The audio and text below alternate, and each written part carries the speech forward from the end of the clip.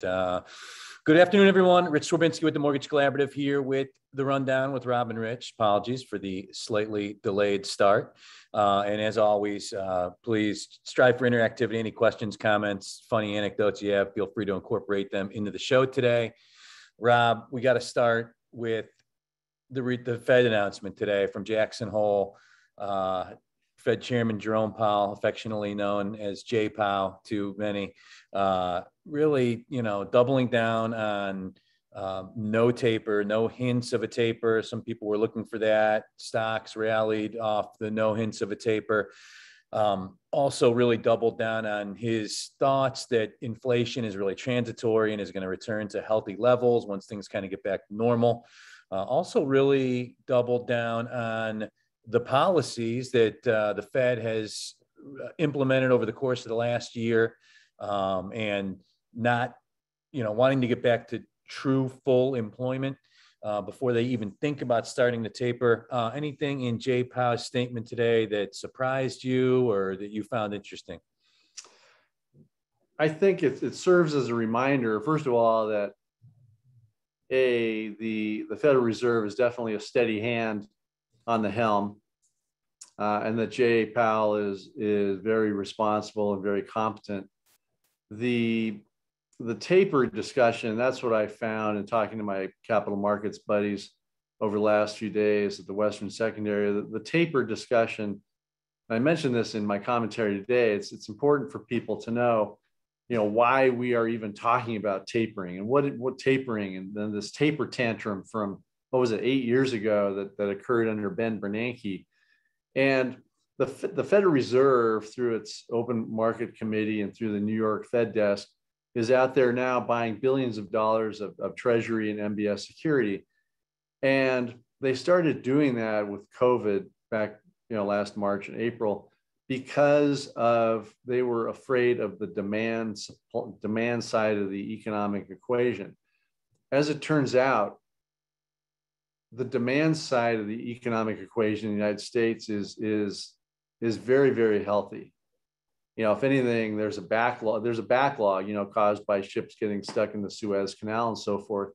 So the question has been, day after day after day, gee, when are they going to stop? When are they going to taper off these purchases of treasuries and mortgage-backed securities? When are they going to taper? So the Fed historically has never bought these securities. So at some point, they will slow down and or stop. And I don't think the markets should be reacting now necessarily to something that's going to happen in 2022. It's almost as if people sometimes don't have anything else to talk about. So it's like, Rob, when's the Fed going to taper? Well, let's talk about something that's going to happen in the next few weeks or months rather than something that might happen in 2022. The Federal Reserve, I think, will keep that policy in place for as long as it sees the need.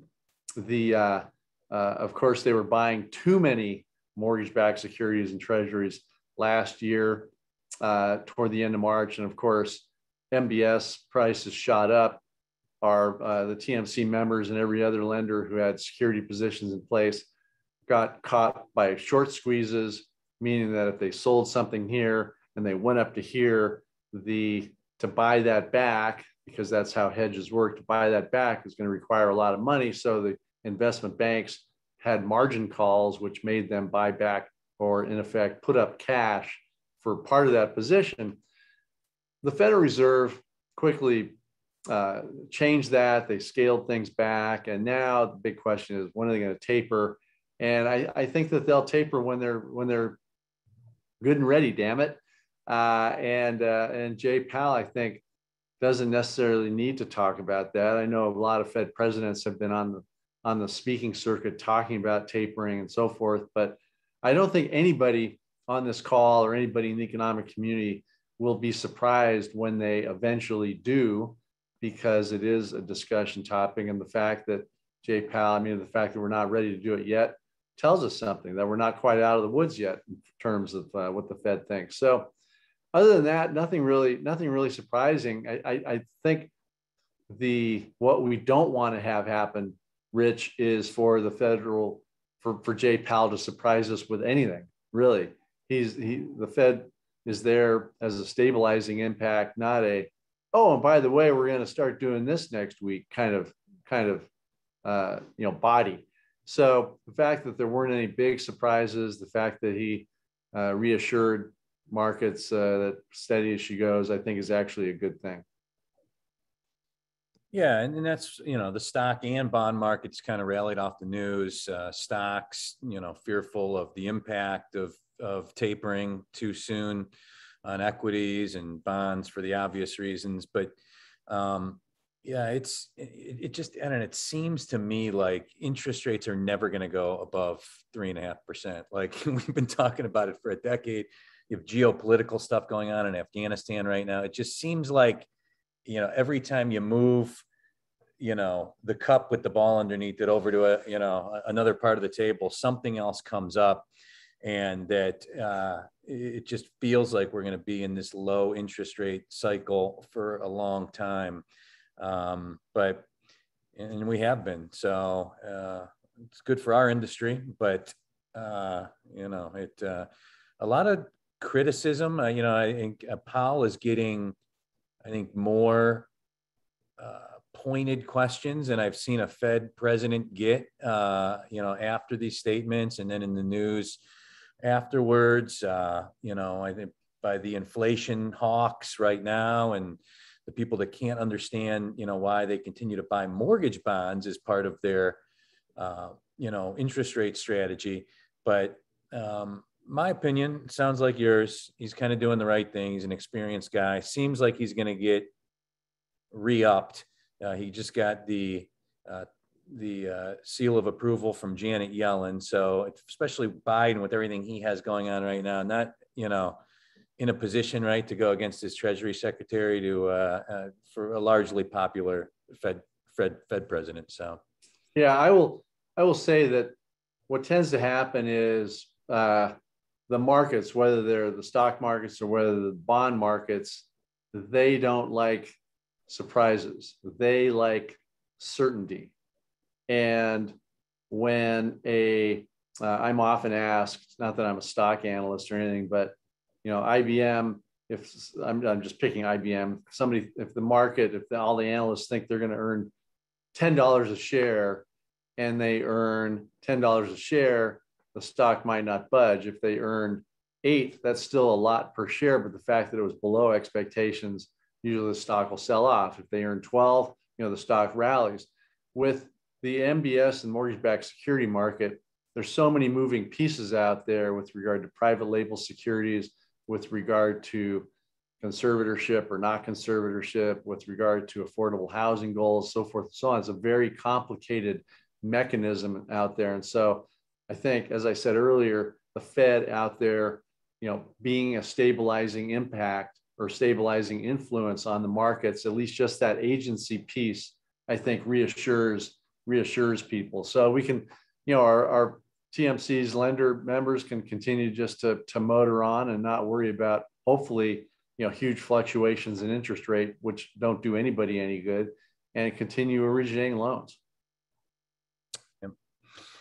Moving on to other topics, you made it wasn't even really a joke. It was a comment in your commentary just about affordable housing. It has just been, these shows that we do, the mortgage news headlines, just in general, it has been the term you've heard more than any, especially, since the change in presidential administrations.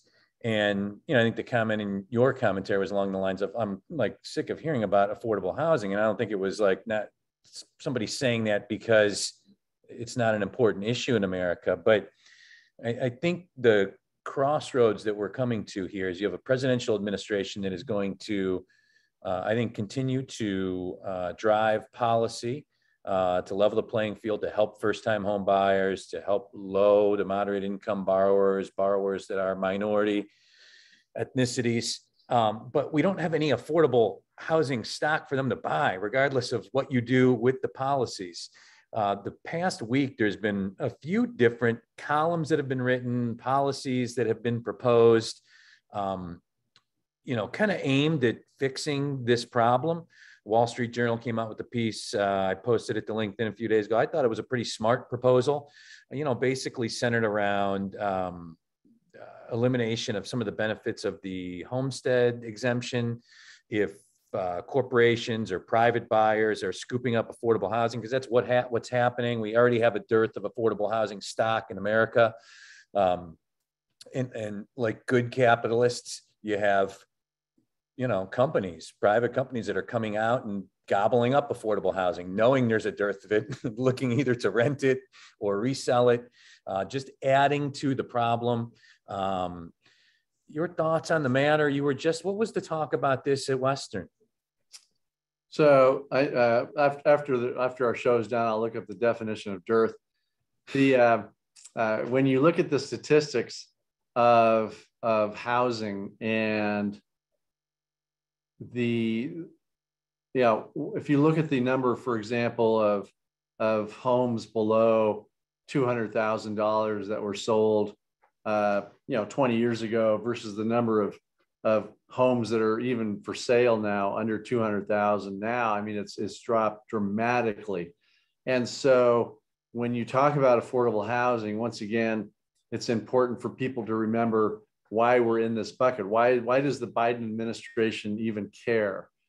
And the fact of the matter is, there are huge home ownership gaps between you or me and people of color or women, whatever it might be. These huge home ownership gaps, I think, are one of the things that the Biden administration is trying to narrow. And along those lines, when you talk about affordable housing, first-time home buyers, it's not, once again, the issue is very, very complicated. Are you just talking about minorities? Are you talking about people who may not have a job? Should they own a home? Are you talking about affordable housing in terms of you should make the counties and cities lessen the cost to get a housing, a building permit? How long does it take to get a building permit? How long does it take to get a sink or a faucet or a washing machine to put in that brand new home?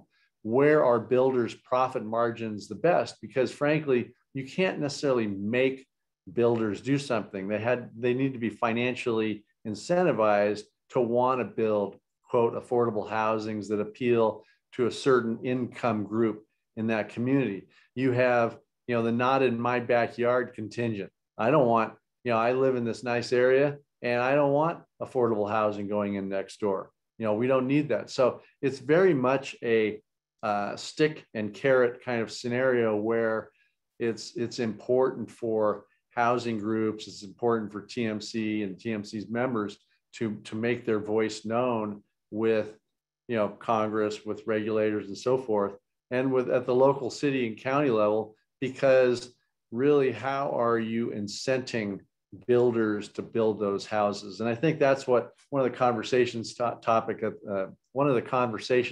at the Western Secondary was.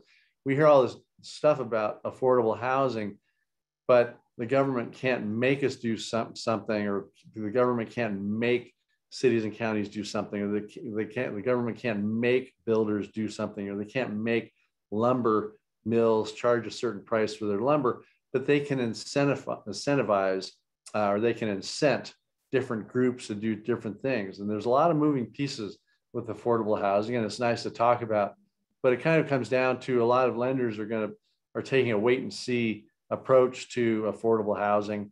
They've seen the statistics.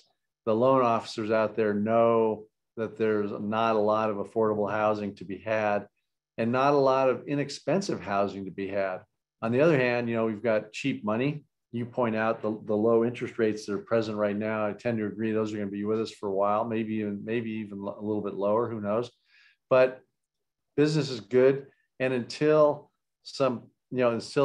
these things start to fall in place more, I think a lot of lenders are just saying, okay, well, let us know what we need to do, what we should be doing. Incent us on perhaps passing price breaks for low loan amount loans through to borrowers and so forth and so on. So like I say, a lot of moving pieces. But most of the lenders I talked to about it recently are kind of taking a wait and see approach and saying, we're here when you need us, or here, we're here when you want us, but until we see more movement with the government or with, cities and counties and so forth, there's not much individual lenders can do. Yeah, I mean, this is an issue we've been talking about, on these shows for well over a year, and just in general for years. To me, it's like two separate. It's separate from, President Biden and Secretary Fudge wanting to make home ownership more attainable for certain groups that have not had the levels of home ownership that other groups have. It's almost separate from that, but it's connected. It's just, in general, there is just a lack of homes that, the single mom or the couple just out of college that doesn't have the job they want yet can buy. And it's just getting worse and worse and worse every year. And it's getting worse and worse and worse now because it's such an exposed and public problem that corporations and companies are coming in and buying these properties. And, and it's not a dumb move. I mean, it's, No. it's smart. It's almost a collision between the government and private capital, because if you're Blackstone and, houses come on the market, especially starter homes in that area, not so much affordable housing that require, 80% of the median income or whatever it might be, but you have the Blackstones of the world coming in and saying, oh, here's a house in a decent neighborhood and we can buy it for 200,000 or 250,000. And we're going to use Blackstone's cost of funds, which is certainly going to be less than the typical mortgage that's out there now. And they just buy it with cash. And so you have this collision with these large companies who have done very well, by the way. I don't know what vacancy rates are like for the Blackstone or Colonial portfolios, but I imagine they're relatively low. And so they've hit a financial home run for their stockholders or asset holders by buying up swaths of tens of thousands of homes across the nation. Now, there are some people out there who say, relative to the overall housing stock, these large companies don't own that many. But I would argue that their impact is still being felt, and they've done very well with them, and they will continue to buy them, probably not on the pace that they were back in 2010 or 11 or 12, but they're still out there buying them because the rents are good, they can make money, they're appreciating. So it's not an overwhelming thing, but many families, when they're going out to buy that $250,000 house in the suburbs of Las Vegas or Cleveland, they're going to be competing with potentially a huge company that's out there with deep pockets. So it complicates, it muddies the water when you talk about housing stock in the United States. And on top of that, builders haven't been building starter homes for the last 10 or 15 years. I mean, I wouldn't say 15, but the last 10 years, it hasn't been in their financial interest necessarily to build a lot of, quote, starter homes. And so there's this, talking about a dearth. I mean, it's just, there's a shortage out there, and it's going to take a while to catch up if we ever do. Yeah, I'm not trying to toot my own horn, but I remember talking about this on LinkedIn a couple of years ago. Like, if something is not done, it's going to be a very bad problem in a year or two. And I think that's what we've seen materialize. And it's a two-pronged problem. Like, how do we fix the problem in the near to short term? And then what do we do to incent builders to build lower priced homes so it helps solve the problem in the long term? And there's a lot of good comments in the chat and the Q&A about different ideas, changing the capital gains requirements, and as the Wall Street Journal suggested, making some tweaks to the homestead exemption. We talked here on this show 5 or 6 months ago about ideas around people that non-corporations, individuals that own homes, if they sell them investment properties, to be shielded or reduced capital gains taxes on those properties. But it's just crazy. Like, the community I live in Ohio, you can get a real nice house for $300,000-$400,000. The houses in like the 150 to like 225 range, I was just a really good friend of mine as a realtor locally. She said it's just insane. Like it's like two different markets, you know, the luxury or nicer homes, which is really starting to normalize. And you see this in some of the statistics that are coming out now with regards to, you know, list prices coming down and sale prices stabilizing. But in the lower levels, it still is, you know, it's just incredibly competitive and tough. And that's not even mentioning the iBuyers, the Open Doors, the Zillows. Keller Williams is going to start iBuying now.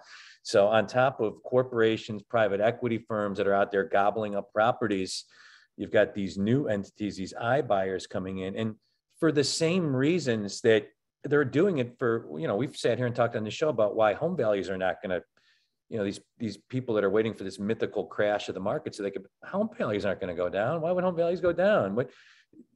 Yeah. There's no, right. if you're a young family and you've been waiting for months to buy a house, and finally you find something for $200,000 in a decent school district, you've got a couple of kids, the last thing you want to do is move. You could be in that house for years. And so unless there's new housing stock coming in at that price level in that area, there's not going to be anything. There's no reason for people who have those houses to move necessarily, not for a while at least. So yeah, it's a big bottleneck out there. And lenders, like I say, in terms of the vendors who are on this call and the lenders who are on this call, I think it's kind of like they're gonna react to whatever happens. And rates aren't the question. The question is how do we find the adequate programs for buyers who can help these new families or first-time home buyers get into the home, whether it's FHA or whether it's a down payment assistance program. The lenders that I've spoken to, they're saying, yeah, inventory is an issue. To your point, it is starting to loosen up a little bit, but do we have the programs in place when somebody comes in who hasn't owned a home? Maybe they're Hispanic or Asian. Maybe they don't have much of a credit history. So Fannie Mae, great. Let's look at rental income. You can look at, if you're underwriting loans, you can look at other aspects of that credit profile. So do I, as a lender, as an MLO or a broker, do my wholesalers have the programs that I need in order to help that client? As a loan officer, does my company have the programs to help that borrower who might come in and might want to use, utility bill receipts to show that they can make payments? It's all fascinating. It's all interesting. Once again, the lender members are out there just to help borrowers, and the vendors on this call are just there to help their lender clients. And so here we are. Yeah, good comment in the chat from Tom Lamafa. If the administration extends new affordable housing programs today, the price of entry-level housing will rise further. The marginal borrower sets the price. Prices only decline when demand drops or supply increases more to that demand. And I applaud the Biden administration and Secretary Fudge for, really being, we talked about housing never coming up in the national debate. They have really taken an aggressive stance with housing in the housing industry, but it seems like they're almost kind of working backwards. And it's obvious to see why. It's much more politically popular to talk about, expanding goals for low income and minority housing than it is tax breaks for people that sell homes that they own. But that's not as, popular to talk about, but it just feels like we're going in the wrong order here. So, but, Rich, is this maybe as we close up the show, I don't know, let's see what time it is. I think we're almost out of time, but let's not forget the Stravinsky plan. That balloon was floated last year, as I recall. Your idea. National traction. I know. It's just surprising. You want to tell the audience the bare bones of that proposal? It was far from an in-depth proposal. It was really just centered around, individuals that own investment properties, capital gains, tax breaks or eliminations for selling those homes for,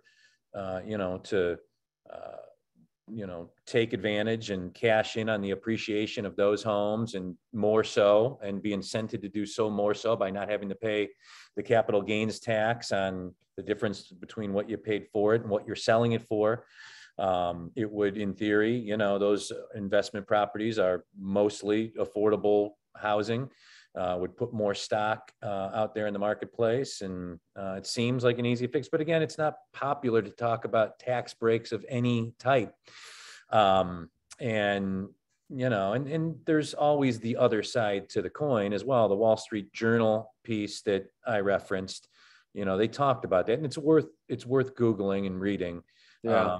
I would say the fight back that they would get on something like that. Yeah, I know that we have a lot of industry vets on this call. Cindy Leonard, for example, in Colorado, is on this call. I think those people with that kind of intellectual capital and just experience capital, and this proposal, I mean, you kind of grinned when I brought it up, but things like that have merit, and a lot of people in the industry, like Cindy Leonard, have good ideas about what might work and what can work. And, I think those hopefully will percolate up, beyond this phone call. Well, we're almost out of time. Any other Western secondary hot button stuff that you didn't put in the newsletter that we were saving for this show? Or where are you? We didn't get through that because I was late. Are you you're not home, are you? I am in San Rafael, California, just north of San Francisco. That's close to home. Well, one could argue this is a home. I had to get out of the smoke, the Reno smoke, the Truckee smoke. It's really very bad up there. And so here with the coastal influence, you don't have the smoke, and it's a good place. But California, how come they can't stop the forest from catching on fire? It seems like that's something you should be able to figure out. No, it's that's really a political environmental discussion about I'm not a pure environmentalist. I use natural resources and drink out of an aluminum can, all that stuff. But really, the fuel that is built up over the decades for in the forests, not only in California but all over the West, the forests. I mean, you don't necessarily have to rake them because that would be nearly impossible. But there's so much underbrush that because people are afraid to touch the forest and destroy the natural habitat. But it really is a tinderbox, and you combine that with a drought, it's a very, very tough situation for California to be going through. But getting back to the Western secondary, before you got on 10 or 15 minutes late, Amy and I were talking about the general mood, which was very, very good. People, once again, genuinely happy to see one another. And the discussion topic is nothing big, nothing sweeping, but what the consensus seemed to be was a focus on compliance and regulation, and making sure that the compliance department was well staffed. And with regard to the secondary markets and the capital markets, it's this big web: FHA, VA, the bond program, Fannie Mae, Freddie Mac. We've stopped talking about getting Fannie Mae and Freddie Mac out of conservatorship. But as they move forward in their current state, it's important for folks on the call to know where they make their money. And are they subsidizing one program with another program? So, there's a lot of attention on second homes and non-owner occupied loans and caps and so forth and percentages. And, some of those, the risk on those programs, the risk premium, the pricing, the G fee, whatever it might be, that isn't being used is actually being used to subsidize other programs. Kind of like an insurance company.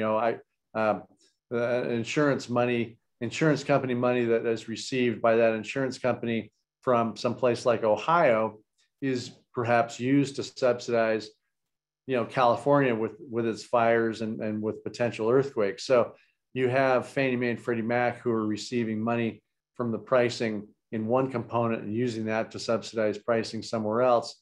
And so when you talk about changes to Fannie Mae and Freddie Mac, it's good to keep those things in mind. So that was basically it. It was a good conference. Like I said, people are in a good mood. The disastrous interest rate rises or plummeting margins or plummeting volumes hasn't happened. Originators and lenders are still having a great year, still having a great third quarter. So we continue on. The compliance pendulum, it's like, is like compliance crazy, no compliance. Like, I mean, just can't we stay in the middle where we should be? It's really Right. into me, like, I know. crazy. Well, before we depart, any good plans this weekend? I'm off to have lunch with a buddy. I'm going to play some basketball tomorrow morning, and then tomorrow afternoon, actually go to a friend's house for a little concert he's having in his backyard. So I'm looking forward to that. What about you? High school football game tonight, and tomorrow having some family over, and Sunday having like 40 guys over for this massive high stakes fantasy football auction. So yeah, I'm ready for it. So Very good. yeah. Good. Excellent. Well, thanks for having me on, Rich. As always, and enjoy the week off next week. And thank you to all of our attendees for joining us once again outside of next Friday. We're here every Friday at 3 p.m. With the Rundown with Rob and Rich. And until then, have a great weekend, everyone. Take care.